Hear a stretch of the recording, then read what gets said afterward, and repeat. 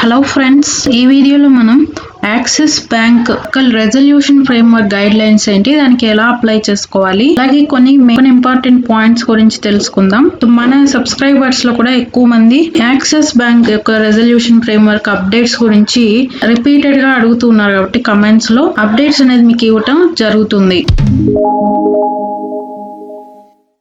So first point ఏంటంటే, మనకి HDFC bank లో లాగా ఇక్కడ యాక్సిస్ బ్యాంక్ లో ఏంటంటే రెజల్యూషన్ ఫ్రేమ్వర్క్ అప్లై చేసుకోవడానికి ఆన్లైన్ లింక్ అనేది ఏది కూడా ఇవ్వలేదు. అంటే ఆన్లైన్ లో అప్లై చేసుకునే ప్రొసీజర్ అనేది యాక్సిస్ బ్యాంక్ రెజల్యూషన్ ఫ్రేమ్వర్క్ కి అప్డేట్ చేయలేదు. అప్డేట్ చేస్తామని కూడా మనకి ఎక్కడ ఫ్యాక్ట్స్ లో కూడా మెన్షన్ చేయలేదు. సో ఇవి లోన్స్ కి, క్రెడిట్ కార్డ్స్ కి అయితే in case of credit cards you may visit the bank's website, access the link to fill the declaration form and submit the relevant details అని ఇచ్చారు. అయితే క్రెడిట్ కార్డ్స్ కి link update చేస్తామన్నారు. ఆ link ఇంకా shortly update చేస్తాం bank website లో అని ఇచ్చారు. బట్ లోన్స్ కి అయితే ఇక్కడ అప్లికేషన్ ఫామ్స్ ఇచ్చారు. ఈ అప్లికేషన్ ఫామ్స్ ని సబ్మిట్ చేయాలి. అయితే దీనికి అప్లై చేసుకోవడం ఎలాగా అంటే, సాలరీడ్ కస్టమర్స్ అయితే వాళ్ళు ఈ అప్లికేషన్ లెటర్ ని సబ్మిట్ చేయాలి అని ఇక్కడ ఒక అప్లికేషన్ లెటర్ లింక్ ఇచ్చారు. ఆ లింక్ మీద క్లిక్ చేస్తే మనకి ఇక్కడ ఒక అప్లికేషన్ ఓపెన్ అవుతుంది. ఈ అప్లికేషన్ యొక్క పీడిఎఫ్ ని డిస్క్రిప్షన్ లో లింక్ పెడతాను, పీడిఎఫ్ లింక్. అది కూడా డౌన్లోడ్ చేసుకోవచ్చు, లేదా వెబ్సైట్ కి వెళ్ళి అఫీషియల్ వెబ్సైట్ కి వెళ్ళి కూడా డౌన్లోడ్ చేసుకోవచ్చు. సో ఈ అప్లికేషన్ మొత్తం కూడా ఫిల్అప్ చేసి దీనికి రిక్వైర్డ్ డాక్యుమెంట్స్ అని అటాచ్ చేసి, మీ అకౌంట్ ఎక్కడైతే ఏ బ్రాంచ్ లో అయితే ఉందో, ఎక్కడైతే లోన్ తీసుకున్నారో ఆ బ్రాంచ్ కి వెళ్ళి ఈ అప్లికేషన్ ని మీరు రిక్వెస్ట్ లెటర్ ని సబ్మిట్ చేయాలి. తర్వాత సెల్ఫ్ ఎంప్లాయిడ్ కస్టమర్స్ కి అయితే ఇక్కడ ఇంకొక లింక్ అనేది ఇచ్చారు కింద. ఆ లింక్ మీద క్లిక్ చేస్తే అప్లికేషన్ ఫామ్ ఇలా ఓపెన్ అవుతుంది. సో ఈ అప్లికేషన్ లెటర్ ని డౌన్లోడ్ చేసుకొని ప్రింట్ తీసుకొని దీనికి తగిన పర్టికులర్స్ ని అటాచ్ చేసి ఇది సబ్మిట్ చేయాల్సి ఉంటుంది. సో వీటికి మనం ఏమేమి డాక్యుమెంట్స్ అటాచ్ చేయాలి అంటే, ఇట్లా ఈ అప్లికేషన్ లాస్ట్ లో ఇక్కడ ఒక బాక్స్ ఇస్తారు. ఆ బాక్స్ లో మనకి పర్టికులర్స్ ఏమేమి అటాచ్ చేయాలి అనేది ఇక్కడ మనకి ఇస్తారు. సో ఇక్కడ ఈ డాక్యుమెంట్స్ మీ దగ్గర ఉన్నవన్నీ కూడా జిరాక్స్ కాపీస్ తీసుకొని వాటన్నిటి మీద మీ యొక్క సెల్ఫ్ సిగ్నేచర్ అనేది, సెల్ఫ్ అటెస్టేషన్ అనేది కంపల్సరీగా ఉండాలి. ఆ డాక్యుమెంట్స్ అన్ని కూడా అప్లికేషన్ తో పాటు అటాచ్ చేయాలి. సో ఈ అప్లికేషన్ ఏంటంటే సాలరీడ్ ఎంప్లాయీస్ కి. So salaried employees resolution framework కి అప్లై చేసుకునే వాళ్ళకి ఉండవలసిన పర్టికులర్స్ ఇవి. సో వాళ్ళు కేవైసీ డాక్యుమెంట్స్ అంటే ఓటర్ ఐడి, లేదా పాస్పోర్ట్, లేదా డ్రైవింగ్ లైసెన్స్, లేదా ఆధార్ కార్డ్, వీటిల్లో ఏదైనా సరే ఒక పర్టికులర్ని అటాచ్ చేయాలి. Second, bank statement. So last 12 monthsది. సో బ్యాంక్ స్టేట్మెంట్ డౌన్లోడ్ చేసుకొని ప్రింట్ తీసుకుని అది అటాచ్ చేయాలి. Third, the salary slips for latest 6 monthsది. సో ఇది శాలరీ స్లిప్స్ లేటెస్ట్ 6 months అంటే ఈ మంత్ నుంచి బ్యాక్ కి చూసుకుంటే లేటెస్ట్ 6 monthsది అటాచ్ చేయాలి. అంటే జాబ్ లాస్ అయిన వాళ్ళు ఎట్లా అటాచ్ చేయాలనేది వాళ్ళకి డౌట్ రావచ్చు. సో వాళ్ళు ఏం చేస్తారంటే, జాబ్ ఉన్నప్పుడు ఏ మంత్ వరకు అయితే జాబ్ ఉందో ఆ మంత్ నుంచి లాస్ట్ 6 monthsది శాలరీ స్లిప్స్ ని అటాచ్ చేసి వాళ్ళ యొక్క జాబ్ టర్మినేషన్ లెటర్ లేదా రెసిగ్నేషన్ లెటర్ ని కూడా వాళ్ళు అటాచ్ చేయాలి. సో ఎవరైనా సరే ఐటీ రిటర్న్స్ సబ్మిట్ చేస్తూ ఉంటే దానికి latest 2 years IT returns documents కూడా వాళ్ళు పెట్టాల్సి ఉంటుంది. సో ఈ డాక్యుమెంట్స్ అన్ని కూడా మీ యొక్క సిగ్నేచర్ అనేది కంపల్సరీగా ఉండాలి. సో ఈ అప్లికేషన్ లెటర్ ఎలా సబ్మిట్ చేయాలి, ఎలా ఫిల్అప్ చేయాలి అంటే, కస్టమర్ ఐడి ఏంటి అనేది ఇక్కడ ఫస్ట్ రాయాలి. తర్వాత నేమ్ ఆఫ్ అప్లికెంట్ కింద రాయాలి. తర్వాత కస్టమర్ ఐడి నంబర్ మళ్ళీ ఇక్కడ ఇంకొకసారి రాయాల్సి ఉంటుంది. తర్వాత లోన్ డీటెయిల్స్. సో ఈ లోన్ డీటెయిల్స్ లో account number, so loan account number అనేది ఒక నంబర్ ఉంటుంది. ఆ లోన్ అకౌంట్ నంబర్ ఇక్కడ మెన్షన్ చేయాలి. అలాగే టైప్ ఆఫ్ లోన్ ఏంటి అంటే, పర్సనల్ లోనా, లేదంటే ఎడ్యుకేషన్ లోనా, హోమ్ లోనా, ఆ లోన్ నేమ్ ఇక్కడ టైప్ ఆఫ్ లోన్ మెన్షన్ చేయాలి. లోన్ అమౌంట్ ఎంత తీసుకున్నారు, ఆ లోన్ అమౌంట్ మెన్షన్ చేయాలి. Account to be restructured, yes or no. So yes అని ఇక్కడ రాయాలి. సో దీనికి ఇక్కడ please attach separate annexure if there are more than 3 loans అని ఇచ్చారు.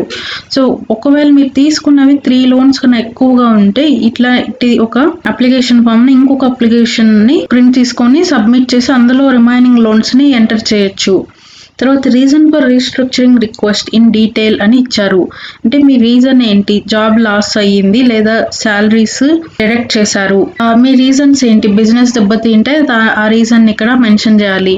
Like period of restructuring loan 6 months restructure చేసుకోవాలా, 12 months, 18 months, 24 months అనేది ఇక్కడ రాయాల్సి ఉంటుంది. తర్వాత డీటెయిల్స్ ఆఫ్ ఇన్కమ్, దీనిలో నెట్ శాలరీ ఆర్ అలవెన్సెస్ ఎంత వస్తున్నాయి అప్ టు మార్చ్ 2020 వరకు, అంటే మార్చి వరకు మీకు ఎంత శాలరీ వచ్చేది యాజ్ ఆన్ డేట్, అంటే ఇప్పుడు ఏముంది శాలరీ, ఏమీ లేకపోతే ఏం లేదని మీరు మెన్షన్ చేయొచ్చు. ఇది కోఅప్లికెంట్ ఎవరైనా ఉంటే కోఅప్లికెంట్తో పాటుగా తీసుకొని ఉంటే వాళ్ళ యొక్క డీటెయిల్స్ కూడా మెన్షన్ చేయాలి.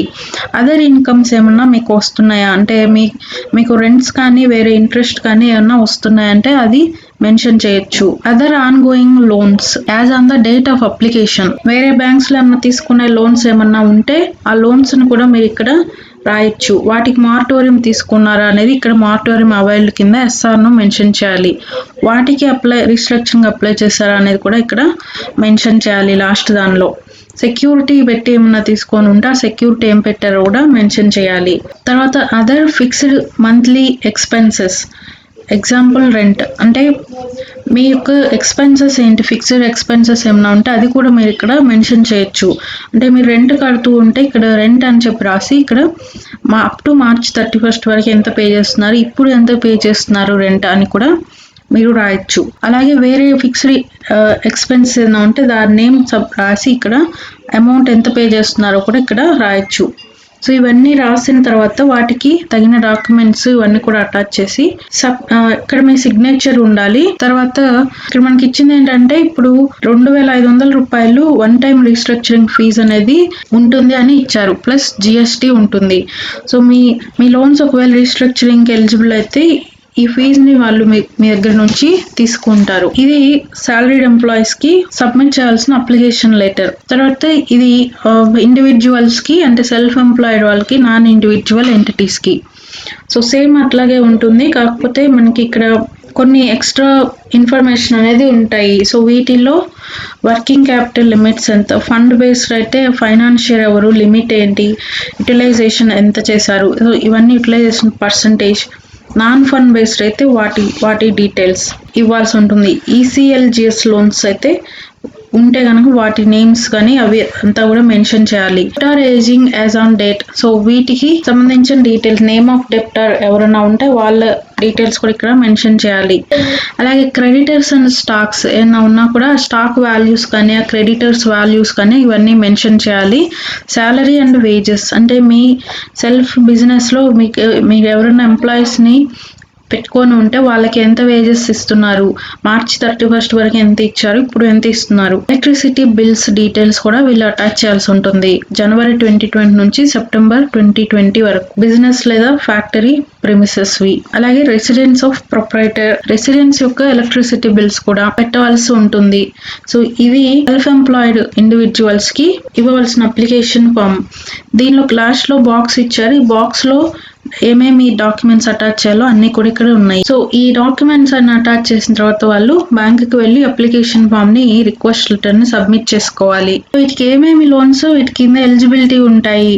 సో దీని కింద కవర్ అయ్యే లోన్స్ ఏంటి అంటే మనకి ఇక్కడ ఇచ్చారు. Credit card loans, auto loans, personal loans లో గోల్డ్ లోన్స్ కానీ హోమ్ లోన్స్ కానీ ఇవన్నీ వస్తాయి. Fixed deposit loans, personal loans to professionals, తర్వాత loans given to consumption purposes, education loans, housing loans, అలాగే ఇన్వెస్ట్మెంట్ ఇన్ ఫైనాన్షియల్ అసెట్స్, వీటికి ఇచ్చిన loans కానీ వీళ్ళందరూ కూడా ఎలిజిబుల్గా అప్లై చేసుకోవచ్చు. లాస్ట్ డేట్ అప్లై చేసుకోవడానికి December 20 వరకు కూడా ఇచ్చారు. తర్వాత ఇప్పుడు మాటోరియంకి కొంతమంది అప్లై చేసుకోకపోయినా కూడా వాళ్ళు కూడా రీస్ట్రక్చరింగ్కి అప్లై చేసుకోవచ్చు. Multiple loans, credit card loans ఉన్నా కూడా అన్నిటికీ కూడా అప్లై చేసుకోవచ్చు. సో ఈ రెజల్యూషన్ ఫ్రేమ్వర్క్ కి అప్లై చేసుకోవడానికి minimum out standing balance requirement అయితే లోన్స్ కానీ క్రెడిట్ కార్డ్స్ కి కానీ 50,000 రూపాయలు మినిమం అవుట్ స్టాండింగ్ బ్యాలెన్స్ అనేది ఉండాలి.